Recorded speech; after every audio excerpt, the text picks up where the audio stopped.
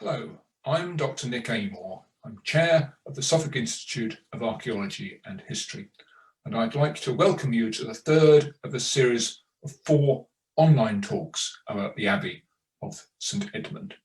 We mark the 1000th anniversary of the founding of the Abbey in 1020 by King Canute, and continue the Millennium celebrations, which we hope will run into 2022. These online talks are organised by the Abbey of St Edmund's Heritage Partnership and my own organisation, the Suffolk Institute of Archaeology and History, working in partnership. Details about the other talks can be found on the website of both our organisations and also of St Edmund's very Cathedral. Our thanks go to the National Lottery Heritage Fund and Bury St Edmund's Towns Council for funding the talks, and St Edmundsbury Cathedral for streaming them. Our speaker today is Professor Sarah Foote, one of England's most eminent scholars. She is the Regius Professor of Ecclesiastical History at the University of Oxford and a Canon of Christ Church Cathedral. Her work focuses on the history of England before the Norman conquest, particularly the history of the church, monasticism, and the cult of saints, although she's also published a biography of King Athelstan. She's written on women in religion, on saints, particularly Cuthbert, about whom she spoke last month to Melvyn Bragg in Our Time, and she's currently working on a biography of the Venerable Bede. For several years, she and Catherine Lowe have been working on an edition of the pre-conquest charters from Bury. They're in the final stage of editing before the volume goes forward to the British Academy for approval and publication in the series Anglo-Saxon Charters. And this research underpins her lecture today. It is then both a pleasure and a privilege to ask her to tell us about patrons and benefactors of St Edmund's Abbey, circa 900 to 1086. Over to you, Sarah. Hello. Thank you for joining me for the third of this series of lectures to mark the 1000th anniversary of the refoundation of the Abbey of Bury St Edmunds in 1020. I'm delighted to have the opportunity to share more widely some of the work that I've been doing with Dr. Catherine Lowe at the University of Glasgow on the archive of documents that survive from Bury from before the Norman conquest.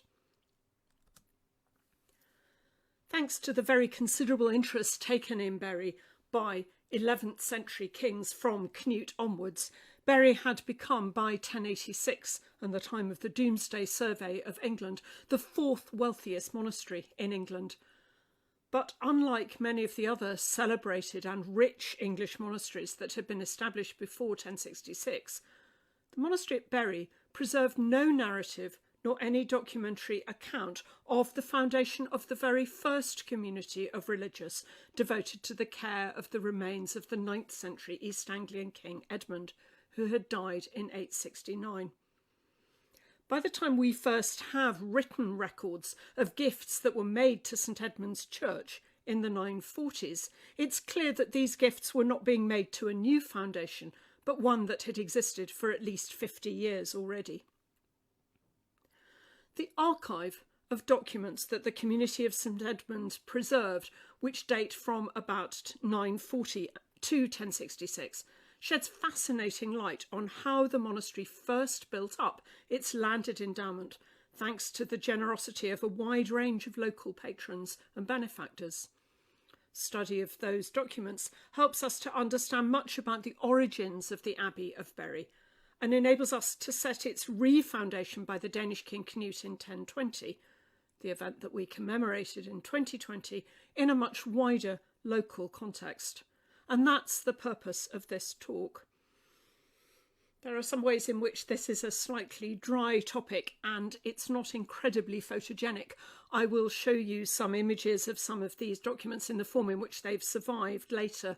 And I've also made very significant use of a series of pictures from a lavish 12th century manuscript of the life and miracles of St Edmund. This was created at Bury around 1130, came in the early 20th century into the hands of the great American collector J.P. Morgan, and it's now in the Morgan Library in New York. And the pictures that I'll show you are all copyright to the Morgan Library. Let me just give you some indication of the shape of the lecture that's to come. I want to start by rehearsing what we know about the death of Edmund and the origins of his cult. Some of this I realise will be extremely familiar material to many of you listening today, but it provides very important background to what will be the central argument of this talk, and so it feels worth rehearsing again. I'll say a little bit about what we know about the first church and about early devotion to the saint in East Anglia. I'll turn to the move to Bedreachesworth, the Old English name for the town that became Bury, and I'll say something about the nature of the pre-conquest archive, the documentary record on which my whole talk is based. And then I'll say something about what we know about the people who made gifts to the community of St Edmund. Only then will I turn to the refoundation of Bury by Canute and his turning of a congregation of secular clergy into one of Benedictine monks, and I'll think about why that was important. I'll touch very briefly on later 11th century kings who also supported the Abbey, Edward the Confessor and William the Conqueror and his wife, and I'll conclude by saying something about the significance of the cult of Edmund, not just in the region, but in medieval England as a whole. When Edmund became king of East Anglia in the third quarter of the 9th century, he succeeded to one of the 4 separate kingdoms among which the Anglo-Saxon peoples were divided. The West Saxons, who were largely south of the Thames, the Mercians in the Midlands, the East Anglians to their east, and then the Northumbrians north of the River Humber. But the political geography of 9th century England was soon going to change as a direct consequence of Scandinavian warfare and later settlement. By the 850s, Britain had been experiencing attack from seaborne Scandinavian raiders for over 50 years. But Viking raiding intensified considerably in the 850s, and when they began their tactic of overwintering on English soil, first reported by chroniclers in 851, this meant that military and defensive matters preoccupied the kings of all 4 of these kingdoms in the last portion of the 9th century.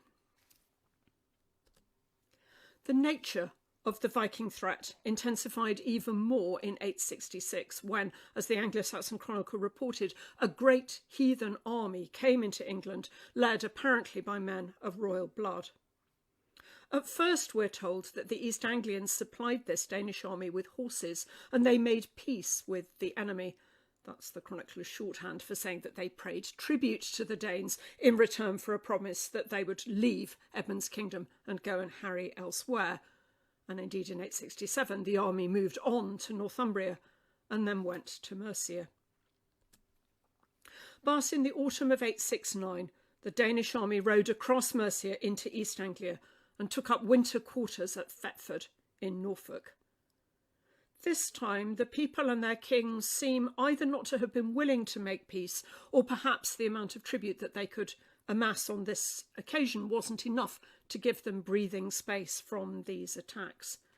Because the Anglo-Saxon Chronicle records under the year 870, but with reference to events late in the calendar year 869, King Edmund fought against the Danes, and the Danes had the victory and killed the king and conquered all the land. Reporting that same event some 30 years later in his biography of King Alfred of Wessex, the Welsh priest Asser noted that Edmund had fought fiercely against this enemy.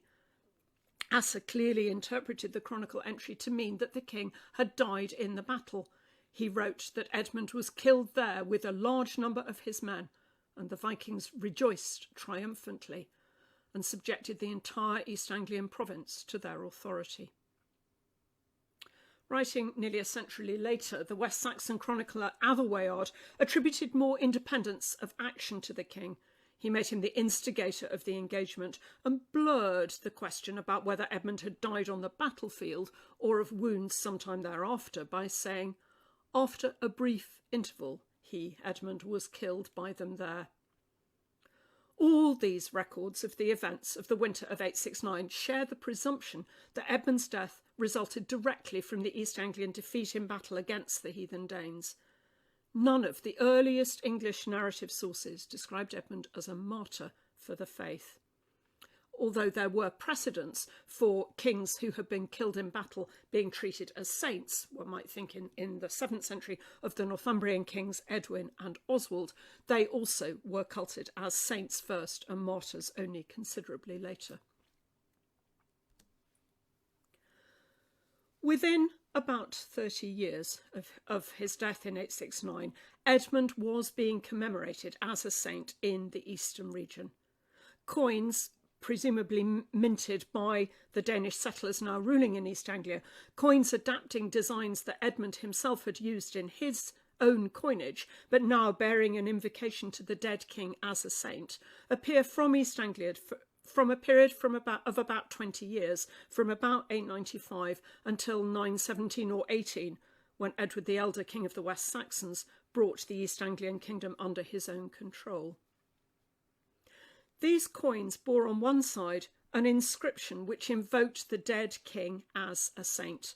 If you start looking at the coin from the cross at the top and following the inscription round, it starts to read Sancte, S-C-E, Sancte Edmund, O Saint Edmund. The person who cut this coin obviously not very confident about his S's. I might have put that the other way round. These coins are of varying quality. The way that the saint's name is written is spelt sometimes differently, and some of the moneyers are more competent than others. But basically, they all convey the same message, with the saint's name in between two circles on one side, while the other side had the sign of the cross in the middle, and usually the name of the person who'd minted the coin, the moneyer, on the outside. The Scandinavian rulers in the southern Danelaw who issued this very distinctive coinage hadn't necessarily themselves been present in 869 when Edmund had died, but the coins do appear within living memory of men who'd fought on both sides of that battle, both those who'd served under Edmund when he was alive and those who had defeated him in battle.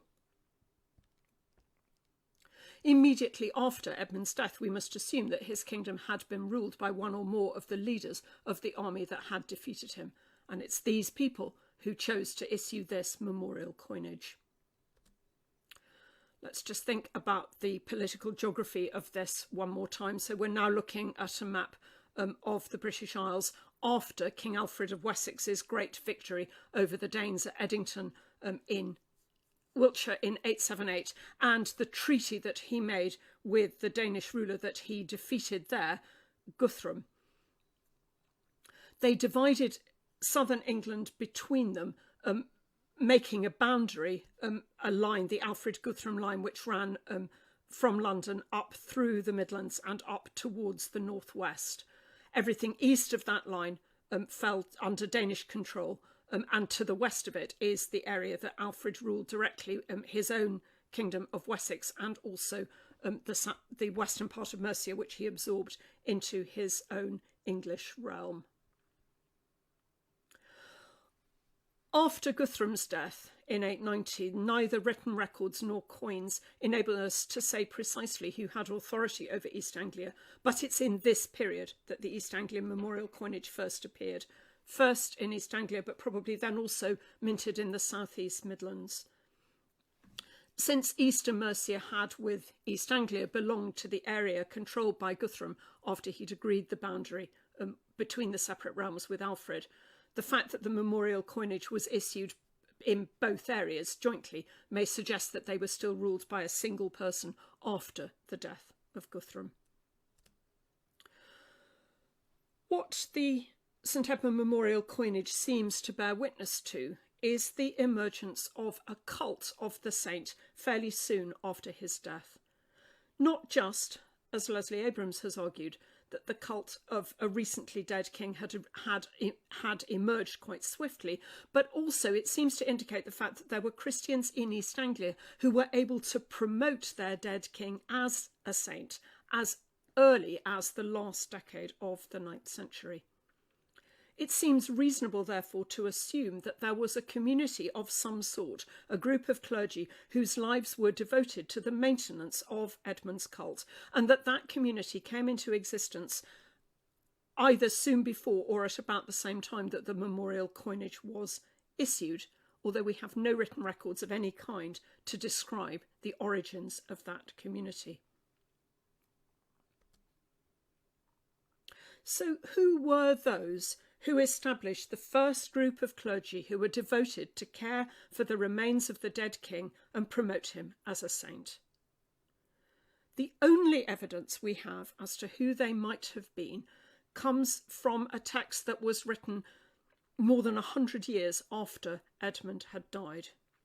Abbey, a monk from Fleury on the Loire, was staying with the monks of Ramsey in Cambridgeshire in the early 980s, and they invited him to write a life of the dead East Anglian king. He wrote not just a conventional saint's life, he wrote a passion of King Edmund. He made the death of Edmund into an act of martyrdom, a king who died for Christ and had joined the community of priests, prophets and martyrs in heaven. Abbey knew nothing at all at first hand about the events surrounding Edmund's death, but it didn't stop him from writing a very vivid story. He wove together passages from accounts of the martyrdoms of Roman saints and created a literary pastiche of, it has to be said, remarkably little historical message. It's quite difficult to do much with the details that Abbey offers and the little bits of local colour that he inserts at various points, some of which he alleges deeply implausibly to have come from an eyewitness to the events over 100 years before. But one element of Abbey's story that just might be rooted in some elements of surviving memory hasn't attracted very much attention until now. Abbey consistently and repeatedly placed stress on the role of the local population in Suffolk on the very earliest stages of the making of a cult of their dead king. Abbey gave an account about how, after Edmund had been killed, shot through with arrows like St. Sebastian, and his head removed from his body, Abbey says that the Danes separated the head from the body and left the head in the woods to be devoured by birds and wild beasts, hiding the body elsewhere. As soon as peace had been restored, Abbey says, very vague chronological marker, who knows how long this was, after the death of the king, as soon as peace had been restored, Edmund's grieving Christian subjects, illustrated here in this image, came out of hiding to find their dead king's body. Abbey's next bit of the story is full of folkloric elements that we can cheerfully ignore, such as the fact that when they couldn't find the head, they were called towards where it was in a thicket held between the paws of a wolf, and the head was shouting out, "Here, here," so that they might find him. But what I do want to emphasise from this story is the fact that Abbey makes so much of the fact that it's the ordinary people of the locality who take an interest in finding their king, reuniting his separated body, and then burying it. So Abbey attributes the initiative to the search, the rejoining of the severed head to the trunk of the king's corpse, the placing it in a coffin, and then the building of a small chapel of rude construction over where the body lay. Abbey said all that is as a direct result of the efforts of the ordinary Christian population. So by Abbey's account, the making of the cult of St. Edmund was a local popular movement, driven by the loyalty of his former subjects to their dead monarch. It's a cult that's built from the bottom up. If the retrieving of the body of Edmund and its placing in its first place of burial happened not that long after the death, it was only when peace was fully restored in East Anglia that the body of the king was exhumed from its first place of rest and then carried to a town called Bedreachesworth, where a wooden church became the place of its burial. For a long time, it used to be argued on the basis of a misunderstanding, a miscopying in a manuscript of Hermann's late 11th century Miracles of St Edmund. For a long time, it used to be argued that this happened in the reign of King Athelstan, so between 924 and 939, but it's now understood that that was an error, and it's entirely possible that the relocation to Bedreachesworth happened significantly earlier, possibly at around the same time that the memorial coinage was issued. Jocelyn of Brakeland does tell a story about how the first coffin that the king was buried in Bedreachesworth was a Norse chest, suggesting that perhaps this reburial happened during the time of Danish rule in East Anglia. It might have happened also just after West Saxon rule in the region began in 917 or 918 under Edward the Elder. If it's really true that the cult of the saint began very early, soon after the king's death, and one might be inclined to think that indeed it probably did, we might wonder where we fit the St Edmund memorial coins into the narrative of the making of the saint's cult. Were the coins issued as one way by which the new Danish leadership in East Anglia sought to minimise the possibility that St Edmund would become a focus for opposition and defiance to their rule? There are Danish rulers elsewhere in England who also issued coins in the names of local patron saints. One might think of the St Peter's coinage in York, or a coinage in the name of St Martin issued by Danish rulers in Lincoln.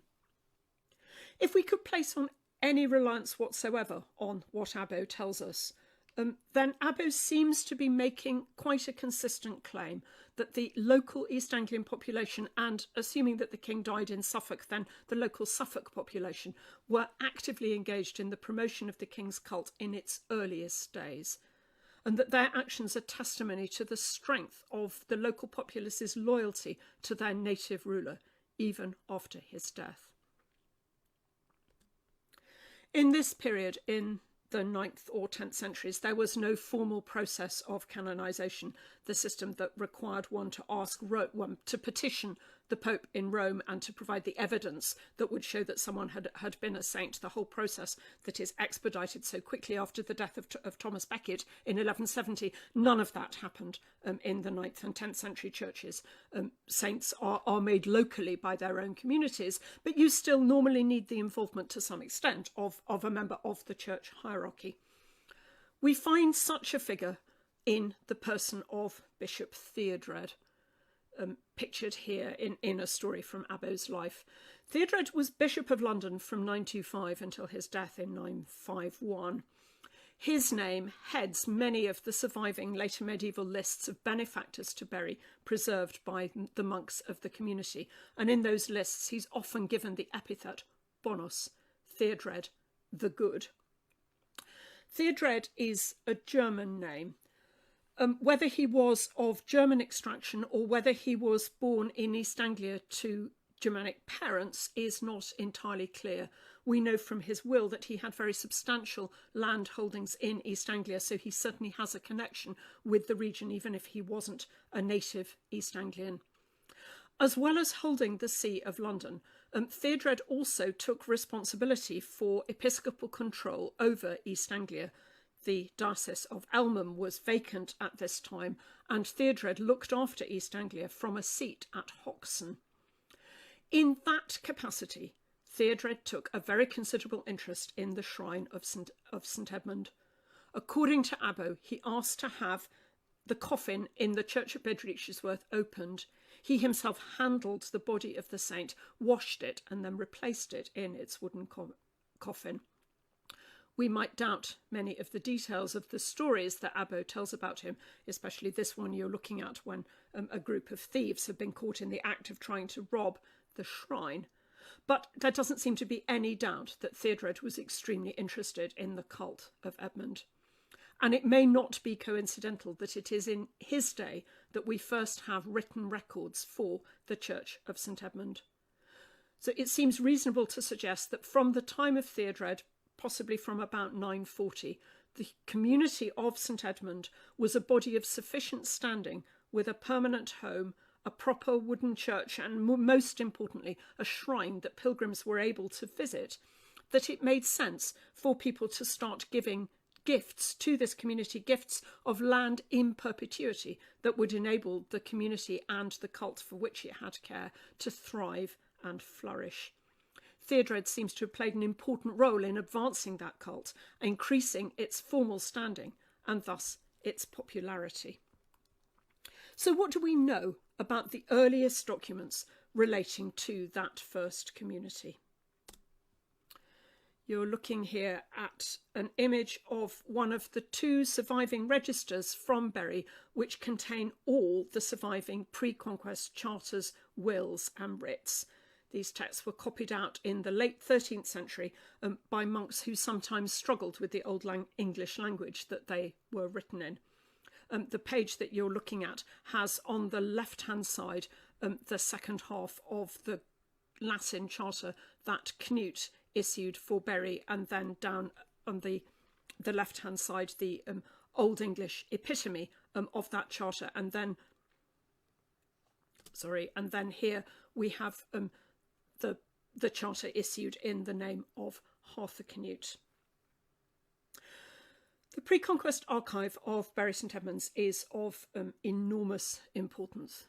More medieval cartularies survive from Bury than from any other medieval English abbey. But what's strikingly unusual about the pre-conquest archive from Bury is that of the more than 50 texts that survive from the period before 1066, only 5 are written solely in Latin. 3 others are bilingual texts with Latin and Old English versions, and all the rest are in Old English alone, which makes this archive very unusual in comparison with archives of other Anglo-Saxon monasteries, most of which have predominantly Latin documents within them. This archive, it contains much the largest single witness to the language of the East Anglian region in the 10th and 11th centuries. But the reason why so many of these documents survive not in Latin but in the vernacular are that so few of them are records of gifts, charters made by kings for the abbey. The vast majority are records of lay people to this community. There are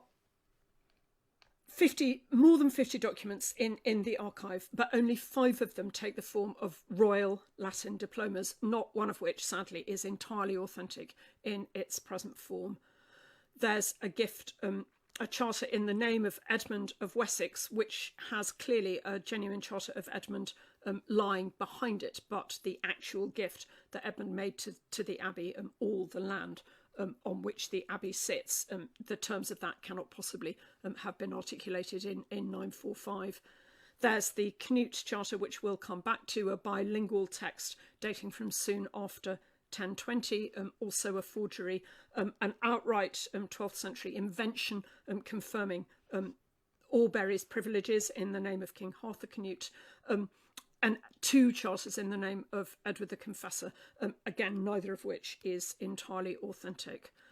Edward, though, also issued 17 genuine royal writs to Bury, all of which are in Old English. But it's unusual that they have so few Latin royal diplomas, and they have nothing which takes the form of a Latin foundation charter, because, as we've already seen, no king was involved in the creation of the first community. But the vast bulk of the archive is made up of private charters and wills issued by members of the East Anglian nobility, men and women, laymen and clergy, local people who wanted to show their continuing devotion to the last native king of East Anglia by supporting the religious community that had charge of his remains.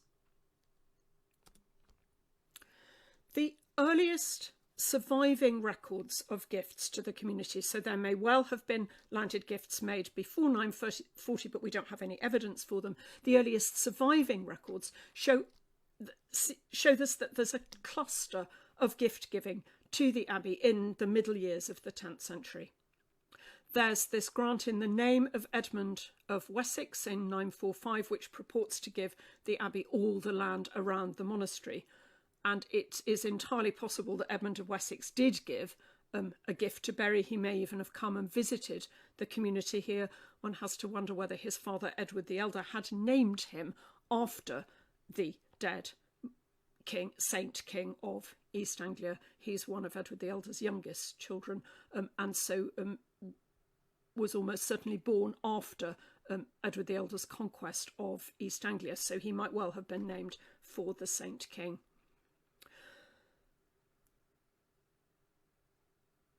We have the will of Theodread, the Bishop of London, who took authority over East Anglia from a seat at Hoxton, as I've already mentioned.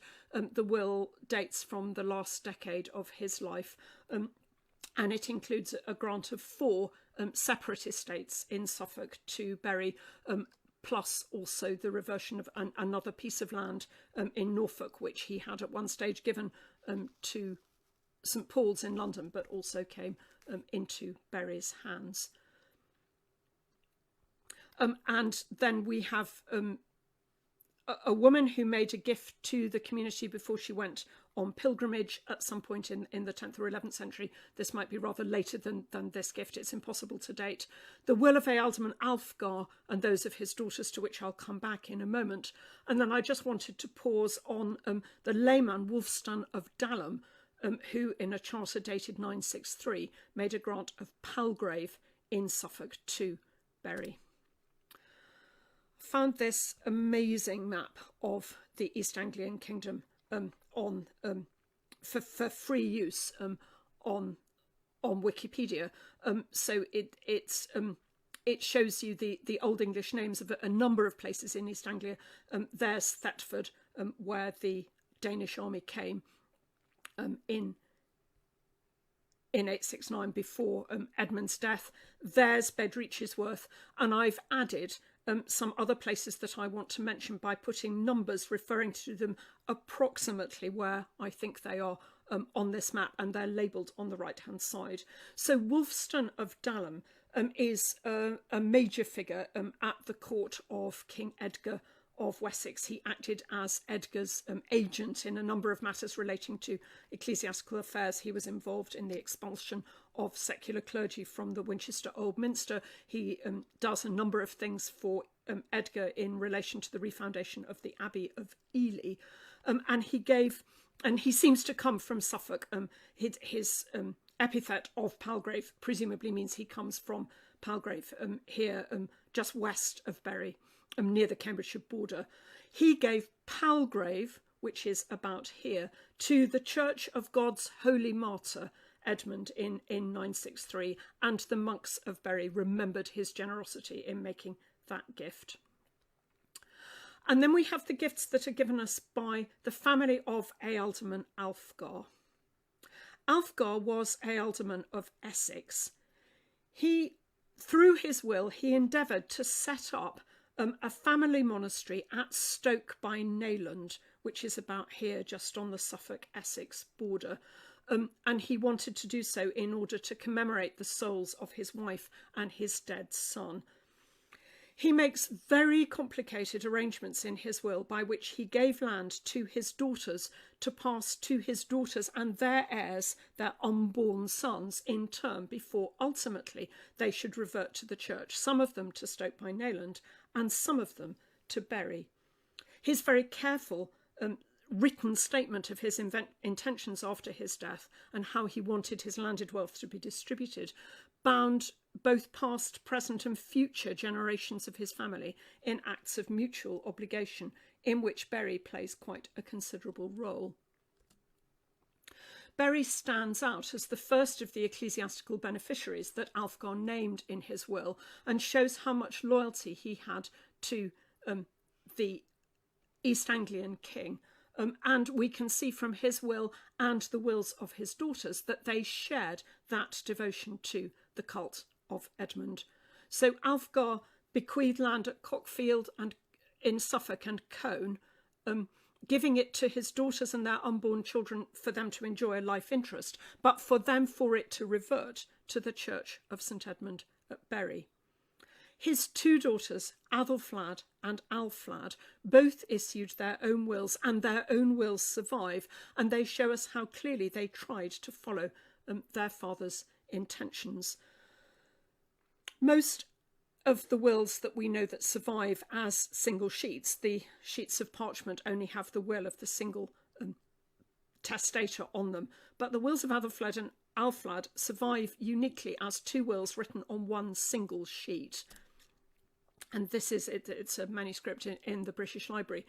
Here you see the will of Athelflaed at the top, and then the will of her sister written underneath.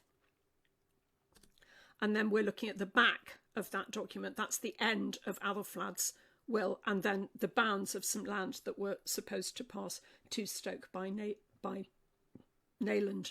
Both daughters very punctiliously obeyed their father's wishes. They both pass on to Berry the land that he wanted to pass to Berry, and each adds an additional estate to that land so that Berry would benefit considerably from their large landholdings once both women had died. They have connections, each of them has connections with other English monasteries, but their devotion to the East Anglian king is very marked. Looking at some of the other donors whose gifts we know about, we know of two brothers who lived in Norfolk, whose names were Edwin and Wulfrich. They made testamentary arrangements together so that after their own lifetimes and after that of their sister's son, their nephew called Kettle, one of their estates should revert to the Benedictine Abbey of St Bennet at home, and the other one should go to Bury St Edmunds. And they made some very small grants to other local Norfolk churches, but the gifts to St Bennet and to Bury St Edmunds are the most significant. We happen to have the will of their nephew Kettle as well, and in that he confirmed his intention to pass on the land that he'd received from his uncles to Bury, and he also made a fresh arrangement with his wife's daughter to ensure that if he and she should die, because they were planning to go on pilgrimage to Rome, if they were to die as part of that journey, then an additional piece of land would also pass to St Edmunds for Kettle's own soul and that of his wife and of his wife's daughter.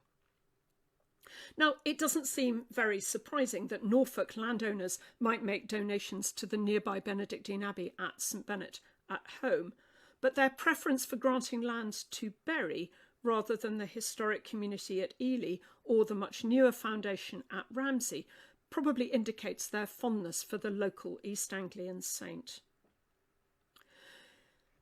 If you look at the documents as a whole, what they seem to suggest is that there's a dispersed network of people who identified themselves very closely with the cult of St Edmund. We might even think of them as a family of St Edmund's supporters, extending far beyond the local Suffolk landowners into Norfolk and also Essex. This church, to which they're giving these significant landed gifts, had not been set up by a king, nor by a bishop. There was definitely a community there before Theodread came to visit the shrine and show his devotion to the saint. All the evidence seems to suggest that this was set up from the bottom up, that it's the local minor nobility in Suffolk, Norfolk and Essex who cared about the shrine of St Edmund, who wanted to make gifts to the custodians of that shrine and wanted to make grants in perpetuity for their support. Many other English monasteries also made very close links with local families in their own areas. They too remembered their names, prayed for them regularly, commemorated them after their deaths. Ely, Glastonbury, Winchester all preserved the names of their benefactors and the ways in which they prayed for those who had supported them. But there's one really big difference that distinguishes Bury from these other houses. All the other abbeys preserved narratives of their origins supported by documents which, with varying degrees of plausibility, attest to their foundation and the way in which their core estates on which the monastery was first founded were handed over to them, usually by kings. But for Bury, no such document exists. I've already said that the pre-conquest archive now contains only 7 Latin royal diplomas, the sort of texts that make up the vast majority of documents in other monastic and cathedral archives, and that only one of the Latin documents that survives from Bury is entirely authentic in the form in which it survives. I have omitted to describe what I put at the bottom of this screen. You're just looking at, it's a tiny, tiny slip of parchment, as you can see, and it isn't a formal grant at all. This isn't a charter, it's not a writ, it's a memorandum, it's a note saying that this man called Thurkettle was intending to give land at Culford, Wordwell and Ixworth, all in Suffolk, to St Mary and St Edmund. Maybe there was some kind of formal document written by the monks afterwards on the basis of this intention that Thurkettle had articulated to make this gift, but that, if there was a permanent document, it's never survived. But I've always been fascinated that the monks of Bury preserved throughout the Middle Ages and never lost, despite all the things that happened to the Abbey and its difficulties with the members of the town, they preserved this tiny scrap of parchment as the evidence that their ownership of Culford, Wordwell and Ixworth came from this grant from Thurkettle. But I mentioned one Latin document that survives as an apparent original. And this is a charter which was given by King Edgar to Athelflaed, the elder daughter of Alfgar. It gives her, so you can see Edgar's name, I, Edgar, Gubernator, ruler of the whole of Britain, make this grant to Athelflaed. And what's he giving her? He's giving her land at Chelsworth in Suffolk. In her will, Athelflaed left Chelsworth to her sister to enjoy in her lifetime. And then Athelflaed willed it to Bury as her sister had originally requested. And I've just added Chelsworth to this map, so you can see it's also quite close to the Essex border land that Athelflaed had acquired from the king, left to her sister, and it ultimately passes to the community at St Edmund. All these different people across the region were making grants to a community of secular priests who had charge of the shrine of St Edmund. They were the ones who maintained the regular cycle of worship in the wooden church in the town that we now know as Bury. But in consigning the remains of their martyred king to the formal structures of the church, the local population of East Anglia don't seem in any sense to have been giving up their care for and concern for him. Edmund was their king, and they remained his people long after his death. The East Anglian population, especially the ranks of the lesser nobility, the thanes and their wives, plus local ealdormen and local bishops, all identified themselves extremely closely with the royal saint buried at Bury. Bury St Edmund's own distinctive archive, with its overwhelming number of vernacular texts, sometimes recording quite small donations from local people, together with the very significant evidence of the Abbey's massive landholdings in Domesday Book, all seem to me to demonstrate the intensity of the regionalism of the cult of St Edmund and the extent to which devotion to the saint pervaded East Anglian society in the 10th and 11th centuries. So that was the community that Canute refounded in 1020. Historians haven't always paid a great deal of attention to Canute's possible involvement in the affairs of Bury, and perhaps because the charter that survives in his name is certainly not authentic, although it may have been based on a genuine gift of Canute to the Abbey. And the monks preserve no other evidence that Canute made any other gifts to the Abbey. But in fact, there does seem to be a good deal of evidence that the king, possibly spurred on by the example of his queen, Emma Alfifu, took a direct interest in the community of St Edmund at Bury, and seems, with the encouragement of the local bishop, to have instigated a reform of the community of secular clergy at Bedreachesworth, turning them into an observant Benedictine community. The surviving charter in Cnute's name survives as this very impressive 11th century single sheet. The Latin text says that the monastery called Bedrichesworth shall always be inhabited by monks. It should be free from all domination of the bishops of the shire, and that the monks should have the right freely to elect their own abbot. He says that as often as the people pay the tax to the Danes for ships or arms, the censum danis, the inhabitants of the place should pay the same for any purpose that the brothers would choose. And Cnut gives them the right to the fish that he would normally have received annually from these lands, and to a particular fishery that Ulfkettel had held at Wiley, and all the rights from all the pleas in the vills, which now and may later belong to the monastery. And he confirms that the Queen has given an annual gift of 4,000 eels to the monastery, and pronounces an anathema on anyone who tries to deprive the house of its freedom or to bring back secular clergy to the foundation. It's a very beautiful document. It's copied in fantastically wonderful, legible handwriting. It's an out-and-out forgery, almost certainly created in the early 1080s by Abbot Baldwin as part of his attempt to free himself from the control of the local bishop.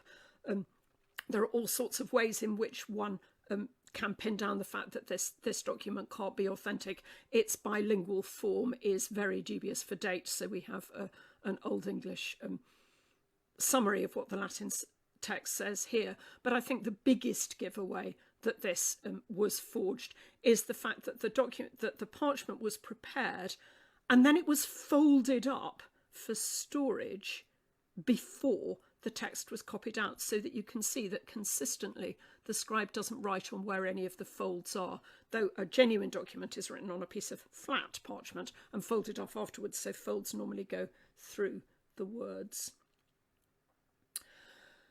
The insistence of this document that Bury, the Benedictine house, is to have nothing whatsoever to do with the local bishop is the real clue that this can't date from 1020, for there's every evidence that the local bishop of East Anglia was very closely involved in the refoundation of Bury as a Benedictine house. Various manuscripts from Bury, including this Psalter now in the Vatican Library and the Abbey's bilingual copy of the Rule of St Benedict, preserve notes which explain what happened in the year 1020. That you're looking at an Easter table here with the AD dates down here, and you can see that by the year 1020 it says here,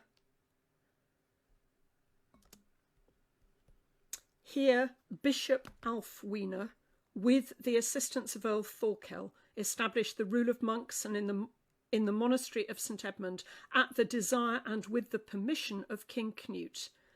And I think we need to add an "and" here. And it continues there until the present day.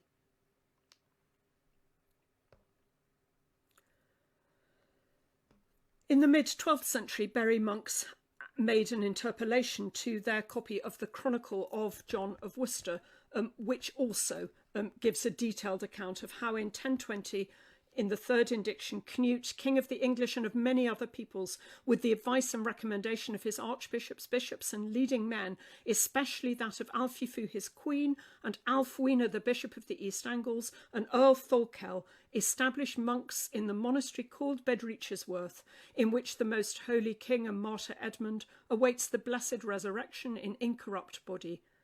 Over them he placed a father and abbot called Uffi, a humble, modest, mild and pious man.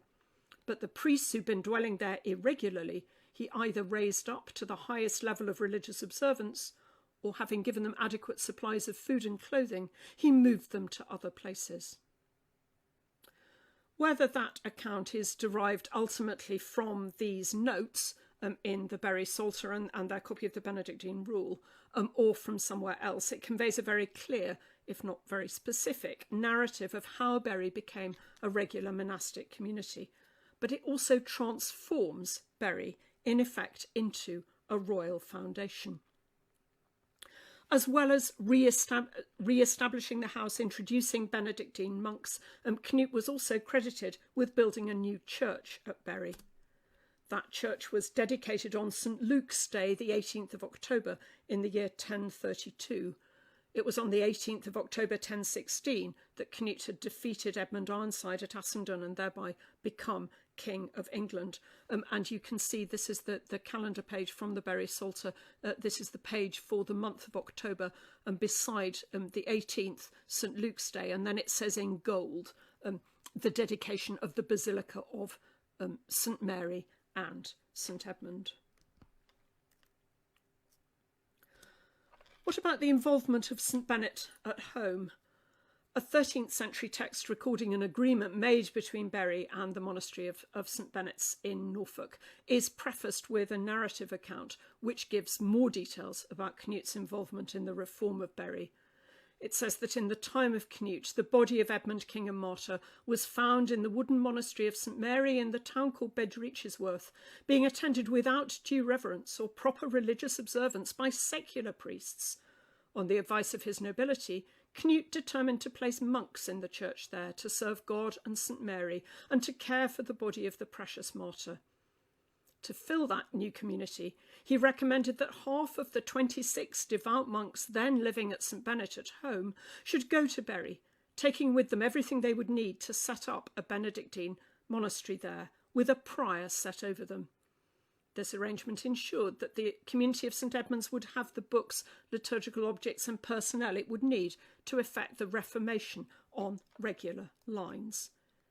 It's not clear how much truth lies behind this narrative, but it's interesting that both Bury and St Benet's preserved essentially the same narrative into the late Middle Ages.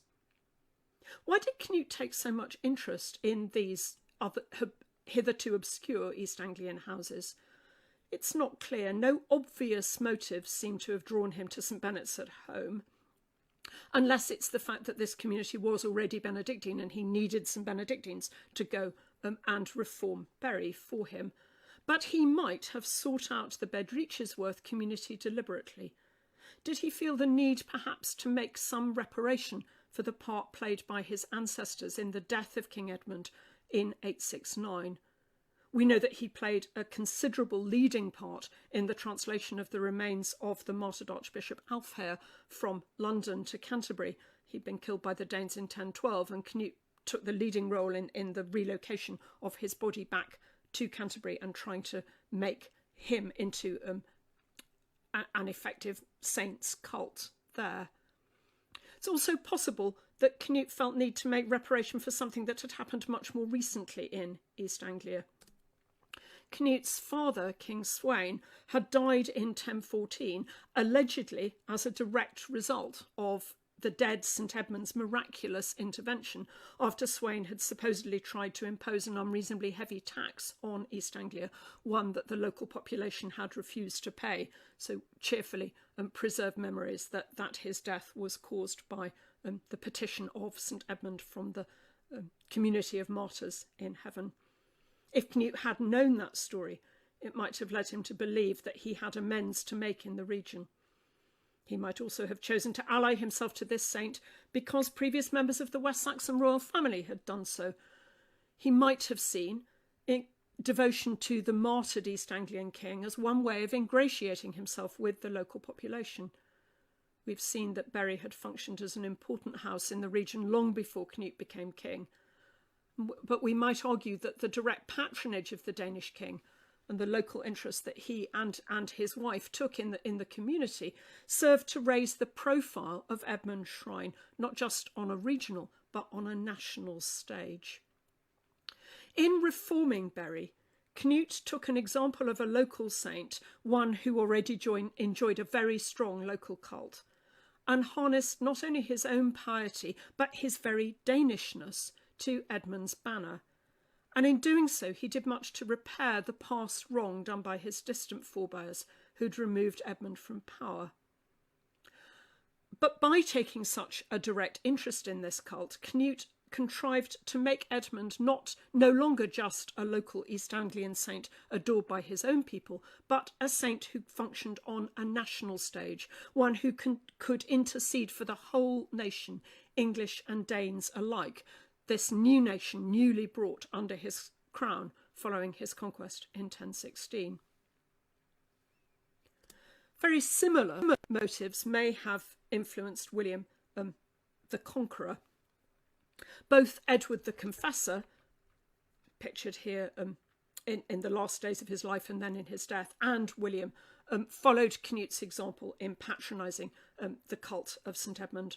A series of vernacular writs issued by Edward the Confessor show how strong his devotion was to this king, and Edward consistently describes himself as Edmund's kinsman. He calls him Min Mag, my kinsman. It's very well known that Bury fared particularly well in comparison with some other abbeys in the years after the Norman conquest, and they weathered the political upheavals of the era more successfully than some others in the region, particularly than Ely. This may have been to a very large extent because the abbot of Bury St Edmunds across the time of the conquest was a man of Norman extraction called Baldwin. He was appointed in 1085 by Edward the Confessor, whom he served as doctor. And I've often wondered, this scene of Edward on his deathbed, the unshaven cleric standing here, looking at the king with his hands upheld, is that possibly Baldwin as priest and doctor looking after the king in his last days? Baldwin used the advantages of his birth at Chartres and his very close connections, not just with Edward, but also with the Norman king, to encourage King William the Conqueror and his wife Matilda to make very significant benefactions to Bury. And Baldwin was also instrumental in ensuring that Bury suffered nothing like the tenurial losses that other East Anglian houses did in the years after the conquest. William gave the Suffolk Abbey an important role in the defence of East Anglia, and it had a significant obligation to provide night service, but he also granted 5 new manors in Suffolk to help it fulfil its quota of 40 knights. He made donations to the Abbey of land in Suffolk and Norfolk, and also diversified their land holdings a bit more, giving them land outside the region which they hadn't held before. And his Queen Matilda also made a gift to Bury. So the Abbey clearly benefited from Baldwin's ability to maintain close relations with the royal court. The fact that he served as doctor to William and to William's son, William Rufus, may indeed have helped to preserve the connections between the Abbey and the Crown. We've traced the origins of the cult of Edmund, arguing that the local East Anglian population played a major role both in the beginnings and the development of that cult. Although it wasn't originally a royal foundation, it seems to have started from the bottom up because of the affection of the former subjects of the region for their king.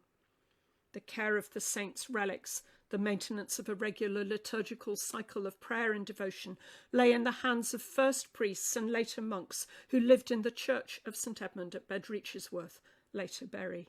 Across East Anglia, a whole network of the descendants of the subjects of the king who'd first provided fitting burial for their king's mutilated remains, their descendants gave land and movable wealth to ensure that Edmund's memory endured. It was by no means an insignificant cult, thus, that the Danish king Canute sought to associate himself with. But his foundation in 1020 set the community of St Edmund and the new church in which they worshipped their martyr king on an entirely new footing. Canute ensured that Edmund was transferred from a local to a national saint, and the further promotion of Edmund's cult by Edward and then William, together with their support for the religious community that maintained his cult, did a huge amount to maintain and advance Edmund's standing, not just in East Anglia, but across England as a whole. Until Edmund's reputation was eclipsed by that of Thomas Becket after his martyrdom in 1170 at Canterbury, Edmund served effectively as England's patron saint, More than 60 English churches were dedicated to his name. Writing the 1120s, William of Malmesbury said that Edmund was the first, in the sense of the foremost, of the saints of his country. Lots of English kings showed especial devotion to the saint, including Richard II. So I end with the famous image of the Wilton diptych, now in the National Gallery, which shows King Richard kneeling before the Virgin with his 3 patron saints standing behind him: John the Baptist holding the Lamb of God, Edward the Confessor, and Edmund, who holds an arrow as a symbol of his martyrdom. We mark in this series of lectures the millennial anniversary of the making of the community of St Edmund into a house of regular Benedictine monks. But the origins of that cult go back much further, to the last years of the 9th century, from which no written records now survive, but when King Edmund was already being culted as a saint by his grieving former subjects in Norfolk and Suffolk. Thank you.